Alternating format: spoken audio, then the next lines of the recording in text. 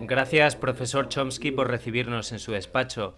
Me gustaría contarle a nuestra audiencia que esta entrevista estaba programada para el pasado 19 de abril, el día que en Boston tuvo lugar la persecución para atrapar a los dos jóvenes que colocaron las bombas en el maratón de esta ciudad. ¿Qué podemos aprender de esos hechos, de lo que sucedió, del show mediático que se produjo, lo que supuso todo esto para las libertades individuales? Sucedió muy cerca. De hecho, un policía resultó asesinado fuera del edificio en el que estamos hablando ahora mismo. De hecho, el hijo de mi asistente, a quien acababa de conocer, se encontraba en la línea de meta del maratón cuando explotaron las bombas. La cacería llegó a su barrio. Estaban todos dentro de casa, mucha gente lo vivió aquí muy de cerca. Fue un acto de terrorismo de especial gravedad, sin duda, y el posterior cierre completo de la ciudad se puede argumentar que fuera necesario, pero no hubo ninguna oposición a ello. La gente estaba asustada y no sabía realmente lo que estaba sucediendo, solamente que había alguien suelto matando gente. Lo interesante es que el segundo sospechoso fue atrapado después del toque de queda, cuando el toque de queda ya había terminado. La gente salió de sus casas y alguien vio rastros de sangre en su jardín y fue ahí donde se estaba escondiendo el joven.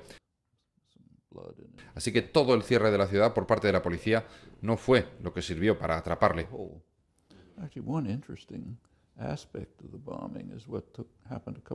Pero un aspecto interesante de este hecho es lo que sucedió unos días después. Unos días después hubo un ataque con drones en Yemen. Normalmente no nos enteramos de estas cosas, son secretas y se producen en lugares remotos. Pero de esta nos enteramos casi por accidente. Fue en un pueblo remoto, pero un joven de ese pueblo resulta que estaba en los Estados Unidos y había testificado en un comité del Senado, por lo que contamos con su testimonio. Lo que dijo fue relevante e interesante sobre el bombardeo. Apuntó a que en ese pueblo querían matar a alguien, a quien finalmente mataron con un dron, pero dijo que el hombre podría haber sido atrapado fácilmente. Todo el mundo sabía quién era, por lo que no tenía ningún sentido matarle.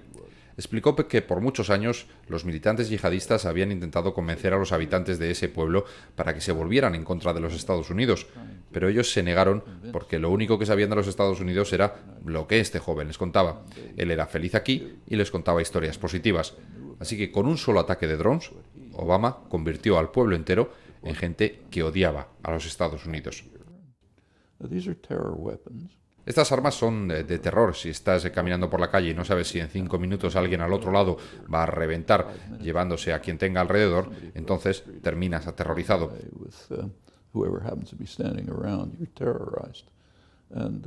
Es una herramienta para generar terror. Es una campaña terrorista para generar terroristas. Incluso en las altas instancias se admite que es así. Y si lo piensas por un segundo llegas a la conclusión de que sí, de que va a generar terroristas.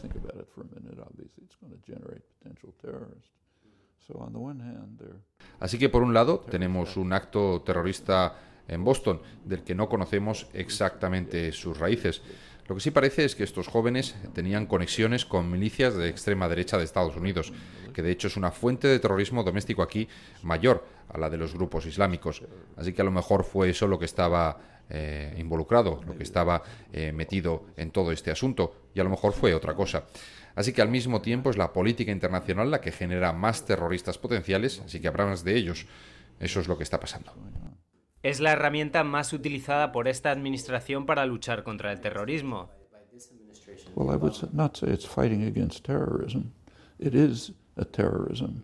No es luchar contra el terrorismo, es terrorismo. Es una campaña internacional masiva de terrorismo de una escala sin precedentes que además genera terroristas en potencia. Eso no es luchar contra el terrorismo. Bueno, eso dice Obama. Dice que lucha contra el terrorismo. Además es ganador del Premio Nobel de la Paz. ¿Cuál es su opinión sobre este premio para Obama? Ahora mismo es un insulto ganar el Premio Nobel de la Paz, si miras a la gente que lo ha ganado. El día que le otorgaron el premio, el día que fue anunciado, recibí una llamada de un periodista noruego que me lo contaba y me preguntaba qué pensaba sobre ello. Mi primera reacción fue que, de acuerdo con los estándares del Premio Nobel de la Paz, no era un mal nombramiento, y esto no es para nada un apoyo. De hecho, no se lo dieron por ninguna razón en absoluto, porque no había cometido aún tantos crímenes como otros. Pero sobre esta campaña de los drones tiene usted razón. Lo muestran como un esfuerzo para proteger la seguridad. Pero hay que recordar que cualquier Estado, de manera automática, cuando tiene que justificar sus acciones, alega razones de seguridad. Esto sucede casi de manera automática, lo que esencialmente implica que el razonamiento carece de cualquier información. Es predecible, pase lo que pase. ¿Acaso esto aumenta la seguridad? No, de hecho genera inseguridad. De alguna manera Obama lo admite. Él ofreció un discurso el pasado 23 de mayo del que se informó ampliamente sobre la nueva Estrategia Nacional de Seguridad, que tuvo mucha cobertura, seguro que lo conoce. Si lee el discurso, verá que hay un párrafo muy importante que no recibió atención y debería haberla recibido. En este párrafo se mencionaba el asesinato de Osama Bin Laden con gran orgullo, diciendo que fue un logro y un gran éxito.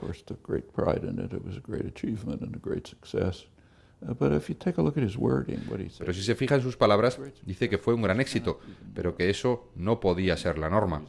Y la razón que se alegó es que en esa ocasión tuvimos suerte. Dijo que los cuerpos que participaron podrían haberse visto involucrados en un tiroteo con el ejército pakistaní. Añadió que este hecho envenenó las relaciones con Pakistán y que debemos reconstruirlas ahora.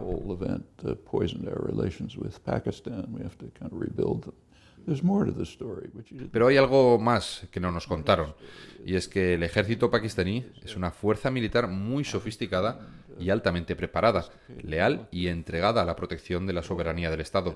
Tiene armas nucleares, que además ha obtenido con ayuda de Estados Unidos, casualmente.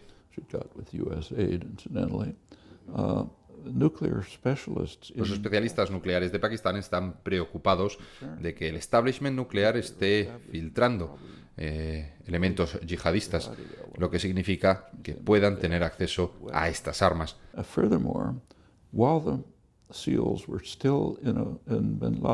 Pero además, mientras los soldados americanos, los SEALs, estaban en el complejo de Osama Bin Laden, el jefe de las Fuerzas Armadas pakistaníes, el general Kayani, recibió información de que el espacio aéreo pakistaní había sido violado.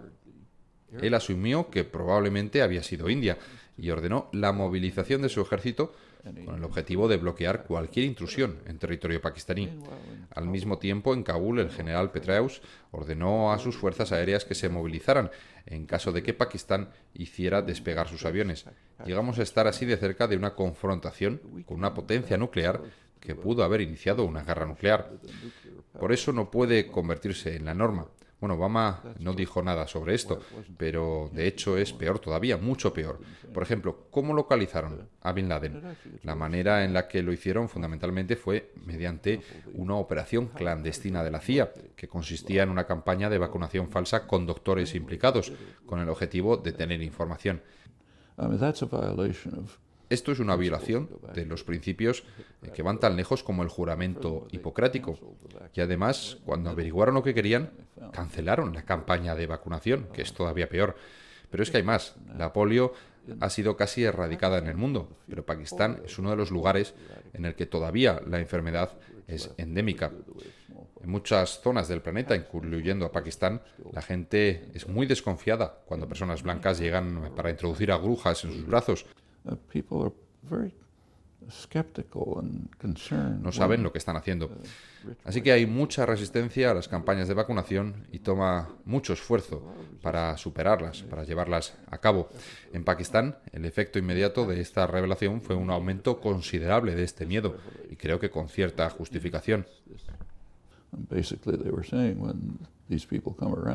Básicamente, lo que piensan es que cuando esta gente se asoma, no intentan ayudarte, sino que intentan invadir tu territorio.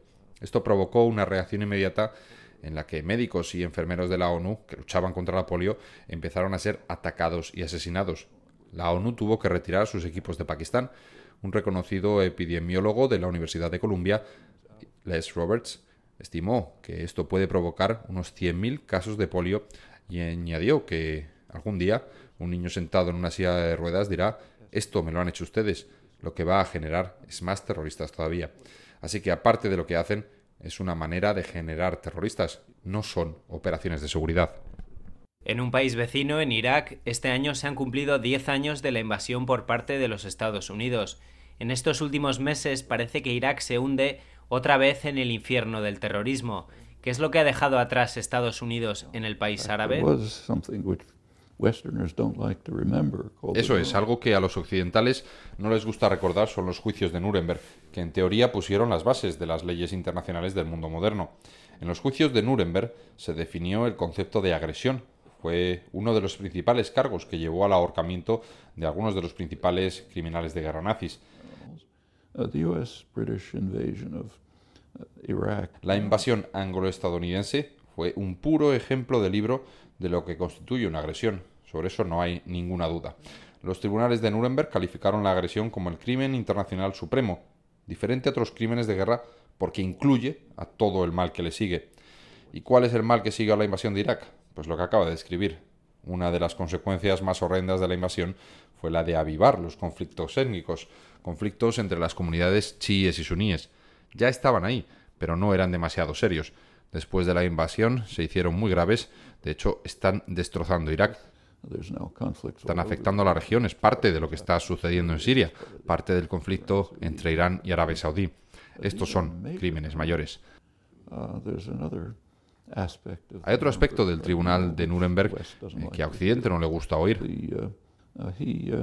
El fiscal especial de Estados Unidos, el juez Robert Jackson, se dirigió al tribunal y explicó que el trato que se le está dando a los acusados, la pena de muerte, está envenenado, porque si asumimos esta acción debemos ser consecuentes y aceptar que podemos merecer lo mismo, si no, todo el proceso sería una farsa. Pues aquí tenemos un ejemplo. Esto no se menciona en Occidente. Por otro lado, la invasión de Irak es un ejemplo de la generación de terrorismo de manera consciente. Si miramos atrás, sabemos que la inteligencia británica y estadounidense habían alertado a sus gobiernos de que la invasión muy probablemente aumentaría el terrorismo. Hubo un estudio de un especialista en terrorismo, Peter Bergen, que usando datos de la Rand Corporation, es decir, del gobierno, concluyó que los ataques terroristas se incrementaron por 7 en el año siguiente a la invasión de Irak, más de lo que se había predicho. Así que la invasión se hizo sabiendo que aumentaría el terrorismo, como así sucedió. Otro ejemplo de cómo los estados no consideran la seguridad como algo prioritario. Alegan que la seguridad les preocupa, pero si te fijas en lo que hacen, te das cuenta de que no es así. Esto incluye asuntos nucleares también. ¿Es posible pedir responsabilidades a la administración Bush por Irak en la Corte Penal Internacional, tal vez? No. ¿Acaso alguien ha respondido por la invasión de Vietnam del Sur? ¿Quién mató a millones de personas? ¿Qué mató a estos millones de personas? ¿Qué destruyó? ¿Quién destruyó 4 países y puso las bases para la llegada de los Jemeres Rojos a causa de los bombardeos intensivos de Camboya? ¿Alguien fue responsable por esto? La respuesta es que no. Es una de las prerrogativas del poder. Hablando de la región, Irán es un caso muy sensible. ¿Por qué Estados Unidos, Occidente, está tan obsesionado con Irán? Es una pregunta muy interesante. Hay un artículo en el número actual de la publicación de la Asociación Americana de Ciencia Política, escrito por Paul Pillar, que tiene experiencia en inteligencia de los Estados Unidos y es especialista en Oriente Medio. Él hace la siguiente pregunta. ¿Por qué está Occidente, fundamentalmente los Estados Unidos, obsesionado con Irán? Primero, que todo es solo Occidente. Se trata de una obsesión de Occidente. Los países del movimiento de los no alineados han apoyado vigorosamente el derecho de Irán para enriquecer uranio, siendo firmante del Tratado de No Proliferación. En el mundo árabe, Irán puede que guste, pero por razones que van siglos atrás. Pero en todo caso, no se le ve como una amenaza. Hay muchas encuestas de opinión en el mundo árabe que afirman que no les gusta Irán, pero no lo ven como una amenaza. Solo una minoría les ve de esta forma. Lo que sí perciben como una amenaza es a Estados Unidos y a Israel. La cobertura mediática de Occidente en el mundo árabe dice constantemente que el público nos apoya en lo que tiene que ver con Irán, pero eso se refiere a los dictadores árabes. La opinión pública es considerada irrelevante. Si los dictadores nos apoyan, ¿a quién le importa? Pero no las poblaciones. De hecho, es Estados Unidos y sus aliados quienes son temidos. ¿Por qué? Lo dice Pilar. Es que Irán no es percibido como una amenaza militar. La inteligencia de los Estados Unidos y el Pentágono lo admiten abiertamente. Afirman que Irán no es una amenaza militar. Tiene un gasto militar realmente bajo, infinitesimal, comparado con Estados Unidos. Incluso de acuerdo con los estándares regionales, es una fracción. Tienen una doctrina estratégica defensiva. Intentan protegerse de un ataque. La inteligencia de Estados Unidos no sabe si están desarrollando armas nucleares. No hay ninguna prueba de ello, así que no lo sabemos. Pero afirman que si lo estuvieran haciendo, sería parte de su estrategia de disuasión. Es decir, para disuadir a Occidente de un ataque. Y nadie cree seriamente que las usarían si las tuvieran, porque serían destruidos. Así que, ¿cuál es la amenaza? Pues eso, la amenaza es solo eso, es una disuasión. Son desobedientes, siguen sus propias políticas, son independientes, te guste o no, pero ellos no obedecen órdenes y pueden ser un freno para las políticas de Estados Unidos e Israel. Y eso es una amenaza.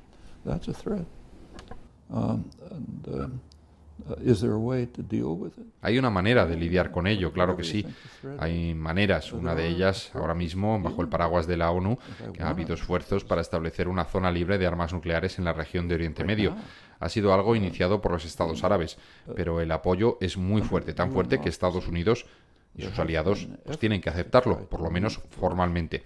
Hubo un esfuerzo para esto el pasado mes de diciembre bajo el auspicio de la ONU, que planeó una reunión en Helsinki, Finlandia, para comenzar con un plan para establecer una zona libre de armas nucleares.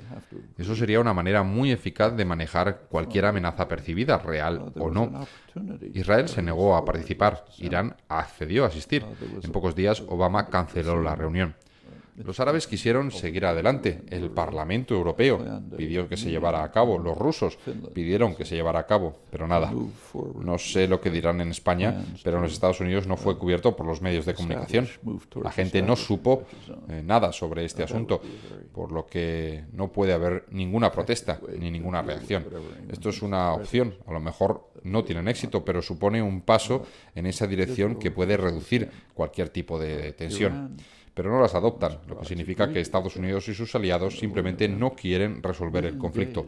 No pueden tolerar un país independiente que no siga órdenes y puede ser una disuasión para las acciones de Estados Unidos y las acciones de Israel.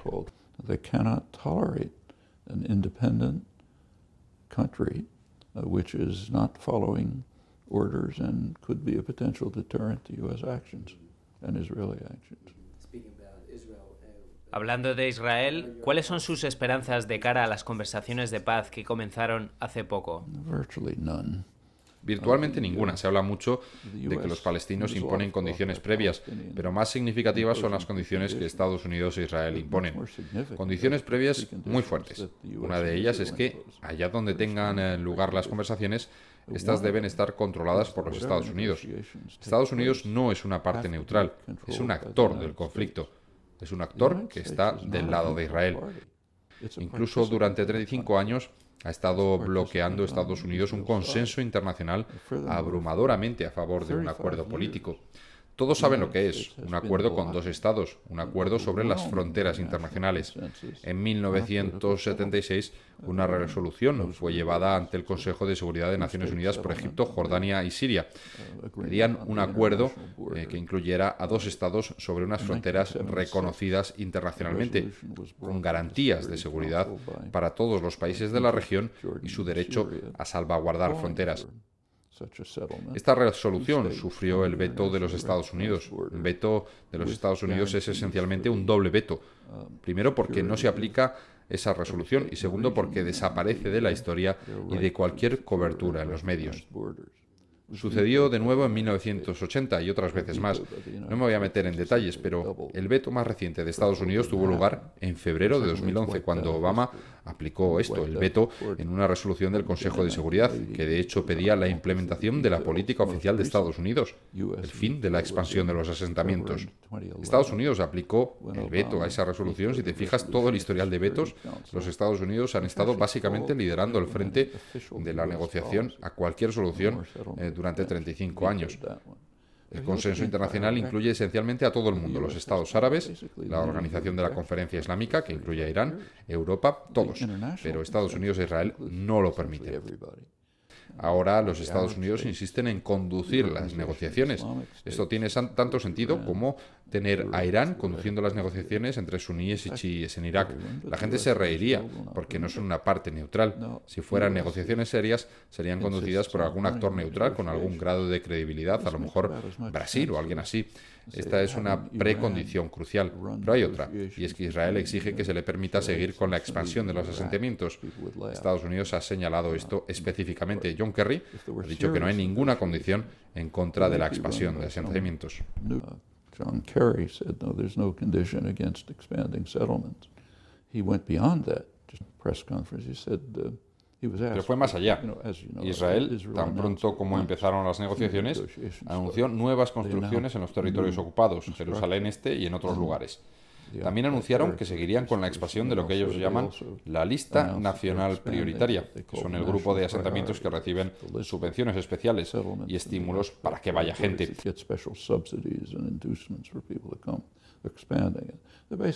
Básicamente le están diciendo al mundo, mira, nos da igual lo que penséis, vamos a seguir adelante. A Kerry le preguntaron sobre esto y dijo, bueno, el primer ministro Netanyahu ya ha sido bastante abierto y franco, y ha dejado muy claro que no va a hacer nada que afecte al proceso de paz y por lo tanto solo van a autorizar construcciones que acaben siendo parte de Israel.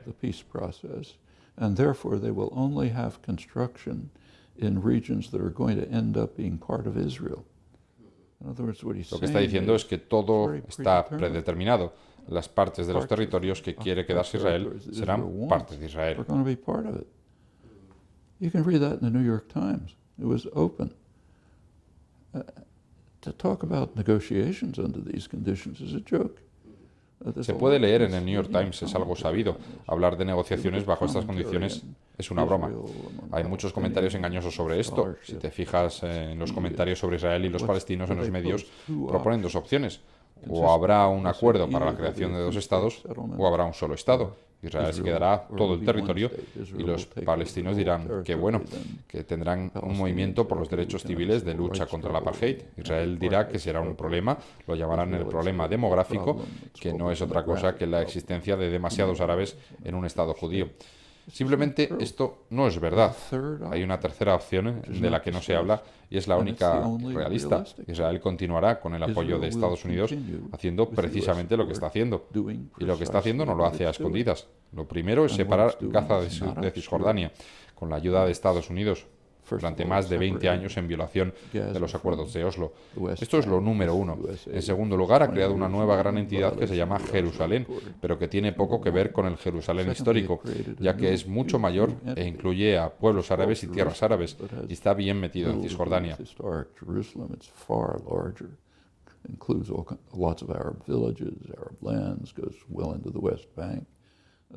Esto es una violación directa de las órdenes del Consejo de Seguridad.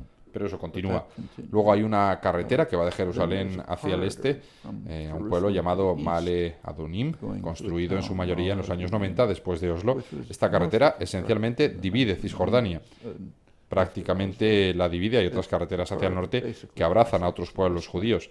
Están tomando el área detrás del llamado muro de separación, que incluye lo que llaman los bloques de asentamientos. A eso se refería Kerry cuando decía que eso es parte de Israel. Esencialmente lo que están haciendo es que están quedándose con el Valle del Jordán, donde los palestinos están siendo expulsados habitualmente con la construcción de más asentamientos, destrucción de pozos, etc. Estos son los pasos preliminares para intentar quedarse e integrar esas zonas. hay enormes proyectos de infraestructuras conectando los asentamientos con el propio Israel mediante grandes autopistas. De eso los palestinos, por supuesto, están excluidos. Al final, los territorios que están abarcando tendrán muy pocos palestinos. Los que están ahí están siendo expulsados, así que no habrá ningún problema demográfico ni ninguna lucha por los derechos civiles. Lo que quedará de Palestina serán cantones aislados, completamente aprisionados, sin acceso al mundo exterior, que solo será posible desde Gaza, ni siquiera a través de Jordania, que no es mucho porque es un aliado de Estados Unidos y además estarán encerrados por el Valle del Jordán. Y esa es la opción que están siguiendo, no las otras dos.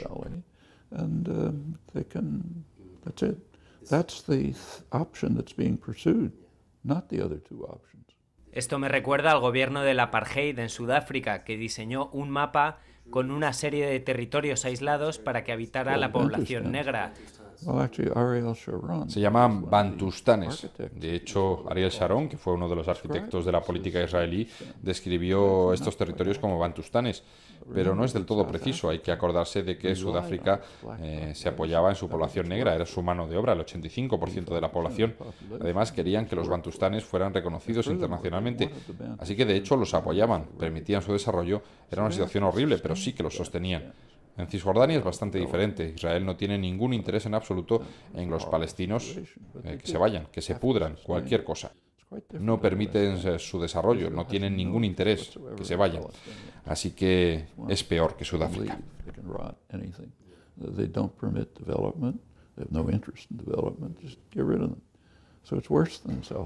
Muchas gracias, se nos acaba el tiempo. Muchas gracias por dedicarnos esta entrevista.